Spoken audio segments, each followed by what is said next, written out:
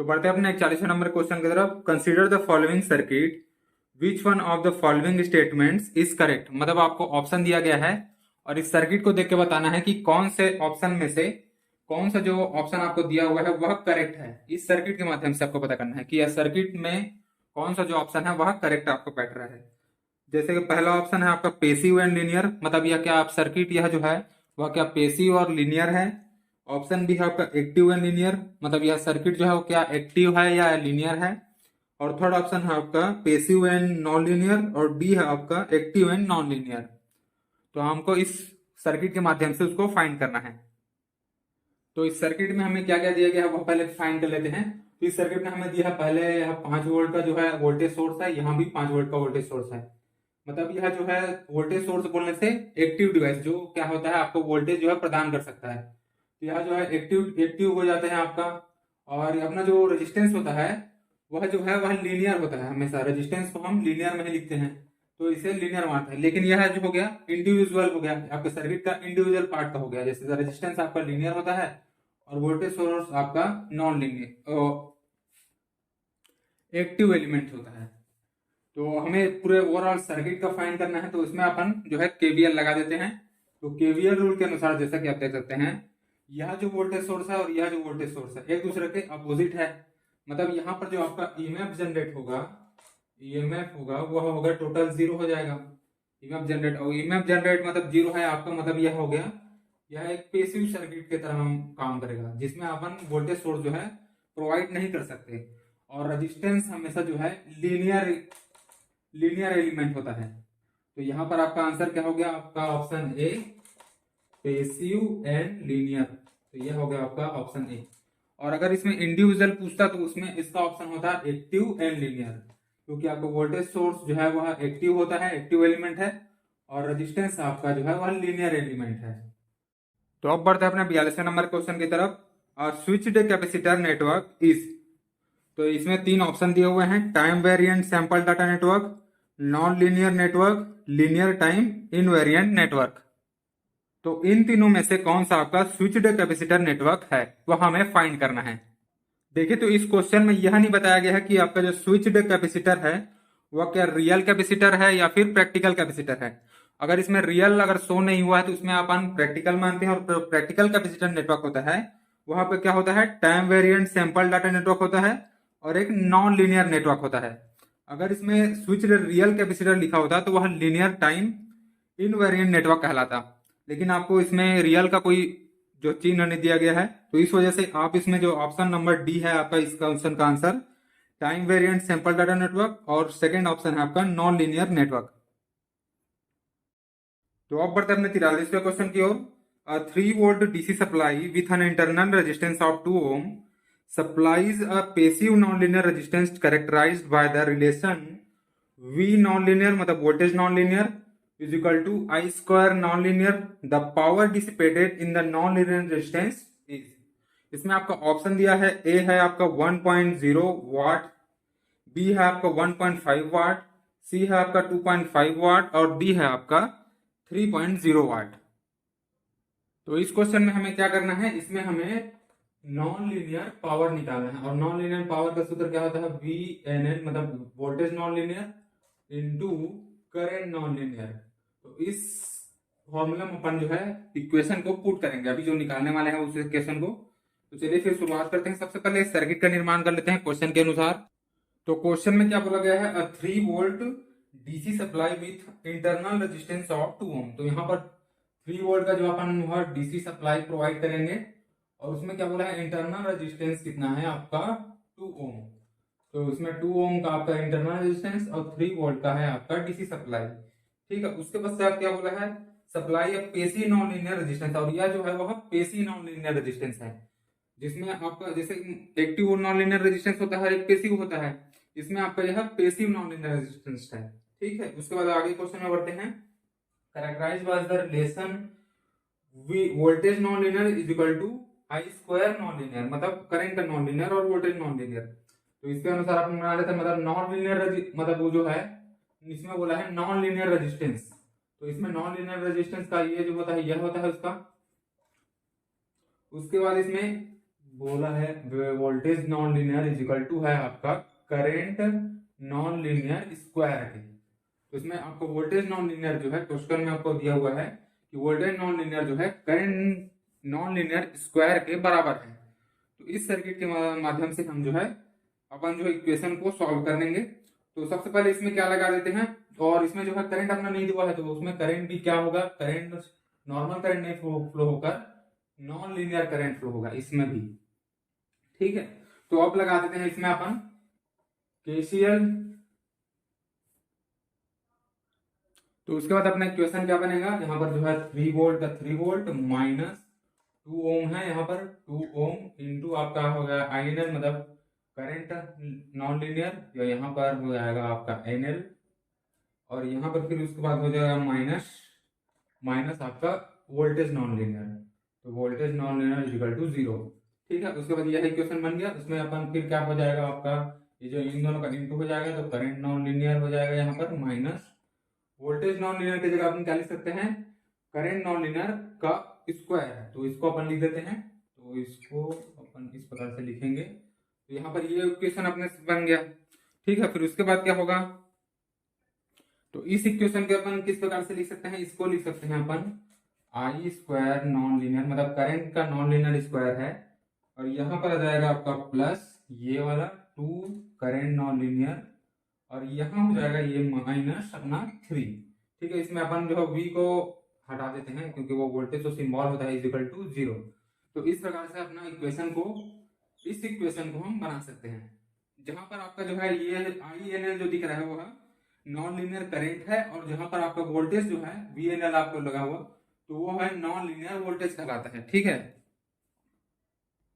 अब क्या करेंगे, अब इसका रूट्स निकालेंगे। तो जिसमें क्या हो जाएगा आपका I square non linear current plus, अब यहाँ पर क्या लिख सकते हैं 3INL non linear current minus non linear current minus 3 is equal to 0। अब इन दोनों को माइनस करेंगे फिर से यह इस प्रकार से हो जाएगा, तो इसको हम इस प्रकार से लिख सकते हैं। ठीक है, उसके बाद क्या लेंगे अपन, कॉमन लेते हैं, कॉमन वाला प्रोसेस चालू करते हैं।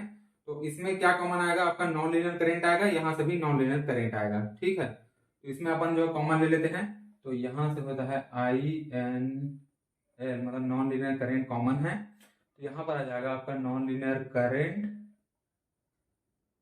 INL। ठीक है, उसके बाद आ जाता है आपका प्लस 3।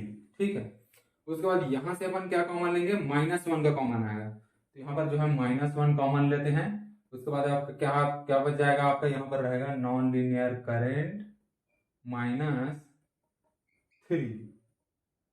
ठीक है, इज इक्वल टू आपका 0 रहेगा। अच्छा, यहाँ पर अपन जो है माइनस कॉमन है, तो ये माइनस जो है वो प्लस हो जाएगा, तो इसको इस प्रकार से लिख सकते हैं। उसके बाद क्या का कॉमन लेंगे अपन, इन दोनों में से आई नॉन लीनियर करंट प्लस 3 का कॉमन लेंगे, तो INL प्लस 3 मतलब नॉन लीनियर करंट, और यहाँ पर हो जाएगा नॉन लीनियर करंट -1 का इक्वल टू 0। और फिर अपन इस सबको इधर पक्षांतर करेंगे तो आपका क्या आंसर आता है, non linear current equal to होता है -3 और +1। तो यह आपका क्वेश्चन का आंसर है। ठीक है, तो ये जो है यहाँ पर अभी खत्म नहीं हो रहा, क्योंकि अपने को क्या निकालना था, P non linear is equal to है आपका voltage non linear into current non linear. यह अब इस इक्वेशन में अपने को पुट करना, तभी अपने को पावर निकलेगा। ठीक है, तो अब इसमें क्या करता है, अपने को INL के मान में अपन कौन सा INL को मान को लेंगे, जैसे यहाँ पर 2 मान दिया हुआ है, उसमें अपन लेंगे प्लस का, क्योंकि अगर माइनस का लेते हैं तो अपना जो है सर्किट हो जाएगा वह एक्टिव जो है वो बन जाएगा, एक्टिव डिवाइस मतलब एक्टिव क्या बोला इसमें, एक्टिव नॉन लीनियर रेजिस्टेंस बन जाएगा। ठीक है, लेकिन क्वेश्चन में हमें दिया है पेसिव नॉन लीनियर रेजिस्टेंस का, तो इसको बनाने पेसिव नॉन लीनियर रेजिस्टेंस बनाने के लिए अपन जो है +1 लेंगे। ठीक है, ना कि -3। तो अपन इसमें पुट करेंगे, तो इसमें आपका है VNL क्या हो जाएगा आपका, VNL इंटू है यहाँ पर आपका, यहाँ पर इसको लिखेंगे +1 को। ठीक है, INL मतलब क्या है आपका +1 है। खैर अभी इसको अभी नहीं लिखे रहते हैं, इंटू का इंटू रहने देते हैं, इंटू इसको अपन उतार लेते हैं। ठीक है, फिर उसके बाद आपका VNL इज इक्वल टू क्या होता है, आई का स्क्वायर NL मतलब करंट के स्क्वायर NL। ठीक है, नॉन लीनियर करंट का square into non linear current. ठीक है, उसके बाद इन दोनों का मल्टीप्लाई होगा तो आपका I Q non linear current का क्यूब, ठीक है, ये हो जाएगा। ये आपका हो जाएगा यहाँ पर पी एन एल। तो यहाँ से अपन जो इस फॉर्मूला इसको पुट करेंगे, ठीक है, तो आपका क्या आंसर आ जाएगा, पी एन एल मतलब power non linear power is equal to हो जाएगा आपका 1 वाट। इसमें अपन 1 रखेंगे प्लस 1 को, तो 1 का क्यूब मतलब 1 ही हुआ, तो ठीक है, इसको आंसर क्या आ जाएगा आपका 1 वाट। क्वेश्चन में कौन सा नंबर दिया है, option number A is equal to है आपका 1.0 वाट। तो ये हो गया, जीरो से आपको घबराना नहीं हो, टाइम पास के लिए लगाया गया है। ऑप्शन ए 1.0 वाट है, इसका आंसर हो जाएगा, ठीक है। तो अब बढ़ते अपने 44 नंबर क्वेश्चन की ओर। The V I characteristic of an element is shown in given figure, the element is. तो इसमें से इस फिगर के माध्यम से यह एलिमेंट कौन सा है उसको पता करना है। इसमें आपको ऑप्शन दिए हुए हैं। ए है आपका option non linear, active, non bioelectrical, मतलब क्या यह जो है, यह जो सर्किट आपको दिख रहा है, यह जो फिगर आपको दिख रहा है वो क्या नॉन लीनियर, एक्टिव है, नॉन बायोलेटरल है, या है ऑप्शन बी है आपका लीनियर, एक्टिव, नॉन बायोइलेक्ट्रिकल है, या ऑप्शन सी है आपका non linear, passive, non bioelectrical है, और ऑप्शन डी है नॉन लीनियर, एक्टिव और बायोइलेक्ट्रिकल है, ठीक है। इसमें हमें पता करना है। तो सिंपल से इस क्वेश्चन को देख के ही पता चल जाता है कि यह जो है बायोलेटरल है कि नहीं, क्योंकि अगर बायोलेटरल रहता ना तो उसका यह जो पार्ट होता वह सीधे ऐसी इस प्रकार से बनता, लेकिन इसमें बना है आपका यहां से आते हुए इस प्रकार से, मतलब यह हो गया आपका नॉन बायोलेटरल, ठीक है। तो इसमें अपन को यह जो पता चल गया है। तो इसके अनुसार जो अपन क्वेश्चन में देखेंगे तो इसमें आपका आंसर क्या बनेगा, ऑप्शन ए, यह जो है आपका एक्टिव होगा क्योंकि इसमें वोल्टेज सोर्स है, और इसमें आपका है नॉन बायोलेटरल, ठीक है। तो उसके अनुसार आपका हो जाएगा यह ए, ऑप्शन ए 44 नंबर का ऑप्शन आंसर हो गया आपका नॉन बायोलेटरल, एक्टिव और है नॉन लाइन लीनियर। तो नॉन लीनियर आपका आंसर हो जाएगा option A, non linear, active और नॉन बायोलेटरल इस क्वेश्चन का आंसर है। तो अब बढ़ते अपने 45वें नंबर क्वेश्चन की ओर। Which of the following statement is correct regarding resistance, मतलब रेजिस्टेंस के थ्रू इसमें से कौन सा स्टेटमेंट जो है करेक्ट है। इसमें आपका ऑप्शन ए दिया है, the resistance of conductor is the hindrance by which the conductor opposes the flow of current through it. तो इसमें ऑप्शन ए को पढ़ने से ही समझ में आ जा रहा है कि इसमें हिंड्रेंस का मतलब ही आपका रेजिस्टेंस होता है।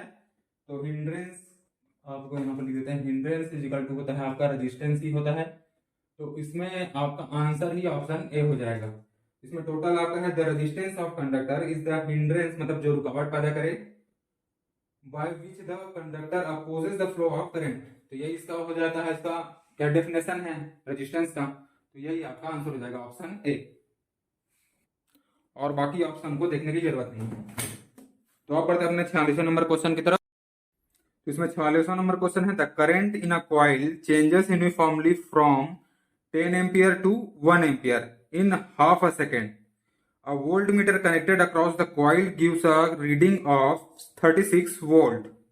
The self inductance of the coil is, मतलब इसमें अपने को L का मान यानी कि सेल्फ इंडक्टेंस पता करना है। तो अपने को क्वेश्चन में क्या पता है कि the current in a coil changes uniformly from 10 ampere to 1 ampere, मतलब आपका जो 10 एम्पियर माइनस 1 एम्पियर हो जाएगा, यहाँ पर चेंज हो रहा है, तो इसका आंसर क्या हो जाएगा आपका 9 एम्पियर, ठीक है। यहाँ पर अपने को पता चल गया। फिर उसके बाद इसमें टाइम दिया हुआ है, तो टाइम को अपन लिख देते हैं dt इज इक्वल टू क्या दिया है 0.5 सेकेंड, मतलब 0.5 सेकेंड आपको यहाँ पर टाइम दिया है, ठीक है। तो इसमें और क्या बोला है कि half a read second, a voltmeter connected across the coil give a reading of 36 volt, मतलब इसमें आपको वोल्टेज भी दिया हुआ है, dv आपको दिया हुआ है 36 वोल्ट, ठीक है। तो अपने को इसमें क्या ज्ञात करना है, अपने को सेल्फ इंडक्टेंस, एल का मान अपने को ज्ञात करना है, ठीक है। इसमें आपका डी दिया है, मतलब करंट दिया है आपका 9 एम्पियर, dt दिया है, समय दिया है आपका 0.5 सेकेंड, और dv दिया है 36। तो इसमें आपका क्या बोलता है, इक्वेशन क्या बनता है, v इज इक्वल टू होता है आपका L D I upon D T, ठीक है। तो अपने को 36 इसका पता है, 36 एल का मान अपने को नहीं पता, डी आई का मान दिया है 9 एम्पियर, तो 9 का 9 लिख देंगे, और डी टी दिया है आपका 0.5 सेकेंड, ठीक है। तो उसके बाद अपन इसको पक्षांतर कर लेते हैं, एल आपका इधर आ जाएगा, तो जब यह 36 इस तरफ आएगा तो उसके बाद इसमें इक्वेशन गुना भाग होने से इसका आंसर क्या आ जाएगा आपका, तो इसमें आपका आंसर आ जाएगा 2 हेनरी। सेल्फ इंडक्टेंस को अपन जो है हेनरी में लिखते हैं, तो इसका आंसर आ जाएगा आपका 2 हेनरी। ठीक है, तो अब बढ़ते हैं अपने 47वें नंबर क्वेश्चन की ओर, जो 46वें नंबर क्वेश्चन के सेम है। The current in a coil changes from 5 ampere to 1 ampere, मतलब 5 और 1 का जो है माइनस हो जाएगा, इन 0.4 सेकेंड, मतलब dt दिया है आपको 0.4 second. The induced voltage 40 volt, मतलब वोल्टेज भी दिया हुआ आपको dv। The self inductance is in a Henry, मतलब आपको हेनरी में ही फिर से अपन सेल्फ इंडक्टेंस जो है ज्ञात करेंगे। इसमें आपको ऑप्शन दिया, ऑप्शन ए है 1, बी है आपका 2, सी है आपका 4 और डी है आपका 10। तो चलिए फिर सेम उसी प्रकार से सॉल्व करते हैं इसको। तो सबसे पहले अपन क्या करेंगे, अपन जो है एम्पियर को निकालते हैं। अपना हो जाएगा यहाँ पर 5 एम्पियर माइनस हो जाएगा 1 एम्पियर, तो अपना तो यहाँ पर आ जाता है आंसर 4 एम्पियर। यह आपका हो जाएगा डी आई का मान। ठीक है, तो यहाँ पर अपने को डी आई का मान मिल गया है 4 एम्पियर। यहाँ पर इसको माइनस किए, तो इसमें अपना टाइम दिया है क्वेश्चन के अनुसार, आपका टाइम है dt इक्वल टू होता है 0.4 सेकेंड। तो यहाँ पर आपका dt दिया हुआ है, अपने को dv क्या दिया हुआ है, dv कितना वोल्टेज दिया हुआ है इसमें 40 वोल्टेज, मतलब 40 वोल्ट जो दिया हुआ है इसमें आपका dv दिया हुआ है।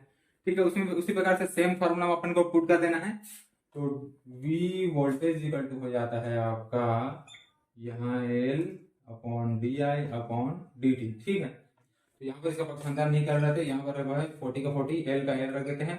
डी आई का मान कितना है 4 एम्पियर और डी टी का मान क्या है अपना को 0.4 सेकेंड दिया हुआ है। ठीक है, उसके बाद इसको पक्षांतर कर लेते हैं, और पक्षांतर करने के बाद इसका टोटल कितना आंसर आएगा, इसका टोटल आंसर आता है आपका 4 हेनरी।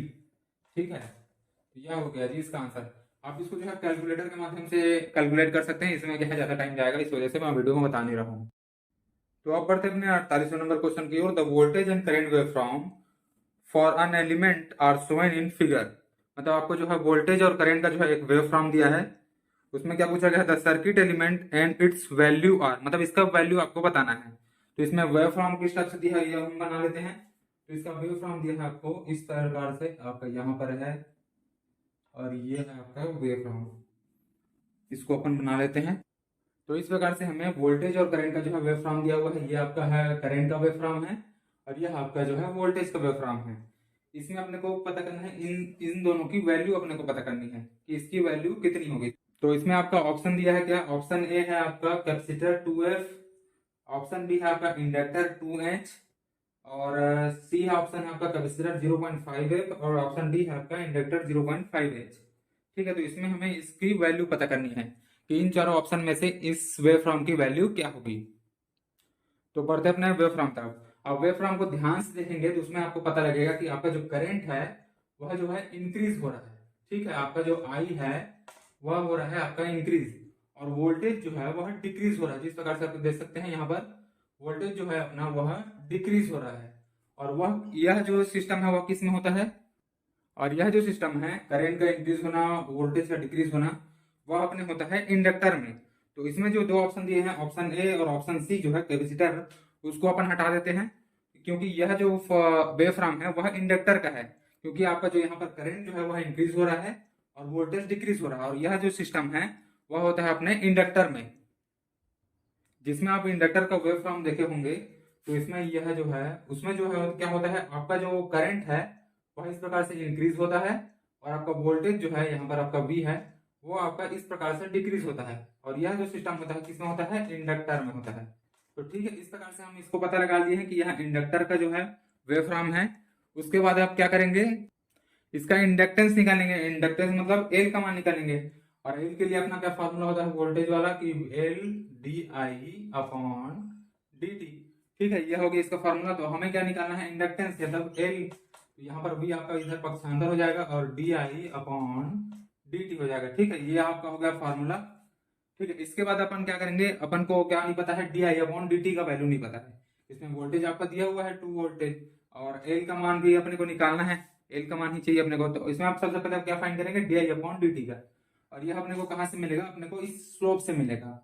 यह जो स्लोप है उसकी क्या होती है वैल्यू, टेन थीटा होती है, और टेन थीटा क्या होता है आपका परपेंडिकुलर अपॉन बेस होता है। ठीक है, आपका टेन थीटा क्या होता है, परपेंडिकुलर अपॉन बेस, मतलब 2a है आपका यहाँ पर और एक 2s हो गया, टाइम आपको जो 2 सेकंड दिया होगा उसके अनुसार। तो di अपॉन dt क्या निकालने के लिए क्या करेंगे, 2/2 आपका भागित हुआ यहाँ, तो इसमें आपका di अपॉन dt का मान क्या निकला, 1। ठीक है, उसके बाद हम इस फॉर्मूला में उसको पुट कर लेंगे। तो यहाँ पर अपन ने निकाल लिया है डी अपॉन डी टी का मान, तो उसके बाद अब फॉर्मूला में अपन जो है पुट कर लेते हैं। वोल्टेज आपका हो जाएगा एल इक्वल टू हो जाएगा वो, ठीक है, 2 वोल्टेज आपका 2 है, तो डी अपॉन डी टी का मान क्या है, 1। तो इसमें एल इक्वल टू आता है 2, इंडक्टेंस है आपका यहाँ पर हो जाएगा इसलिए हेनरी, तो यहाँ आपका आंसर क्या आता है, 2 हेनरी। इसमें ऑप्शन नंबर कौन सा है, option number B, inductor 2 henry इसका राइट आंसर है। ठीक है, तो इस क्वेश्चन का आंसर है ऑप्शन आपका बी, 2 हेनरी।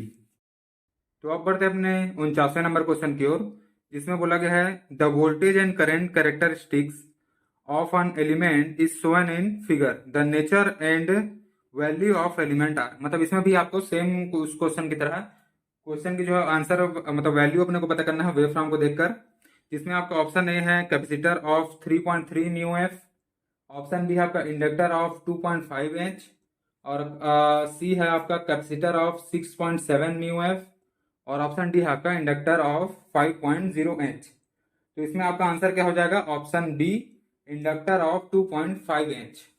ठीक है, इसमें भी वही सेम फॉर्मूला पुट होगा, उसके बाद आप इंडक्टेंस आप निकाल सकते हैं 2.5 एच, इसका आंसर आएगा। तो अब बढ़ते हैं 50वें नंबर क्वेश्चन की ओर, the V I relationship for a circuit containing R and C and the battery of voltage E are in series। तो इसमें इस प्रकार से आपको कॉम्बिनेशन दिया हुआ है 1 2 3, उसमें क्या पता करना है, which of the above relationships are correct, मतलब इन तीनों रिलेशनशिप्स में कौन सा रिलेशनशिप आपको करेक्ट है। तो आपका ऑप्शन ए दिया है 1 and 2 ओनली, इसमें 1/c वाला जो ऑप्शन है वो, और एक 1/RC I plus D I upon D T is equal to 0, यह दोनों जो आपका करेक्शन है वह सही है। तो इसको ऑप्शन, तो इस 50वें नंबर का आंसर क्या हुआ, ऑप्शन ए 1 and 2। तो अब बढ़ते हैं 51 नंबर क्वेश्चन की ओर, a pulse of +10 volt in magnitude and 2 second in duration is applied to the terminals of a lossless inductor of 1.0 Henry. The current through the inductor would, इसमें आपका option दिया हुआ है, उसमें से आपका ऑप्शन का आंसर कौन सा है 51 नंबर का, option C, increase linearly from 0 to 20 ampere in 2 second and in the positive direction and from the theorem in remains constant at +20 ampere. तो यह आपका आंसर है ऑप्शन नंबर सी 51 क्वेश्चन का। तो अब बढ़ते हैं 52 क्वेश्चन की।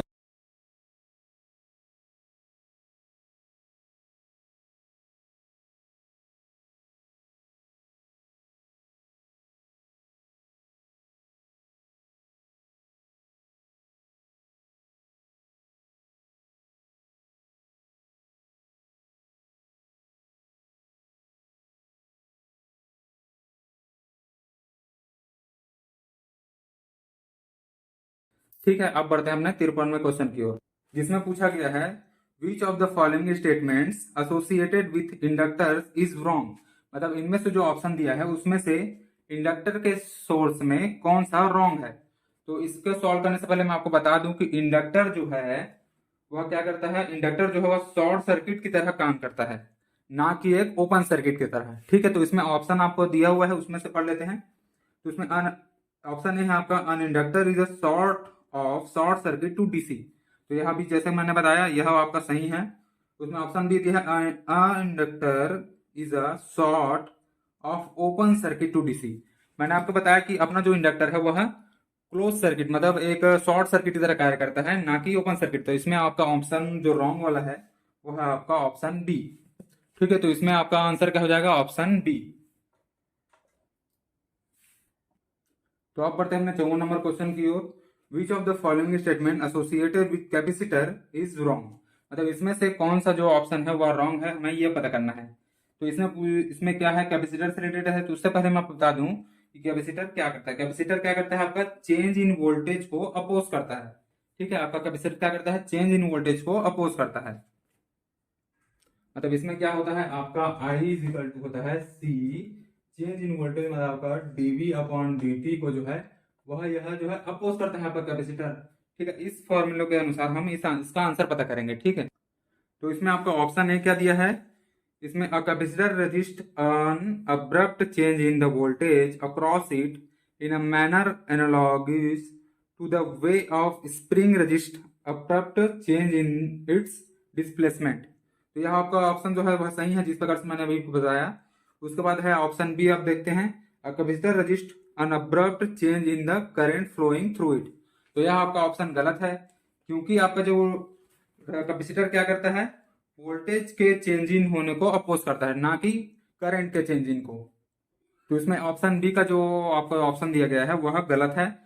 तो इसका आपका 54 नंबर क्वेश्चन का आंसर हो जाएगा आपका ऑप्शन नंबर बी, क्योंकि आपका जो कैपेसिटर है वह वोल्टेज के चेंजिंग को अपोज करता है, ना कि करंट के चेंजिंग को अपोज करता है।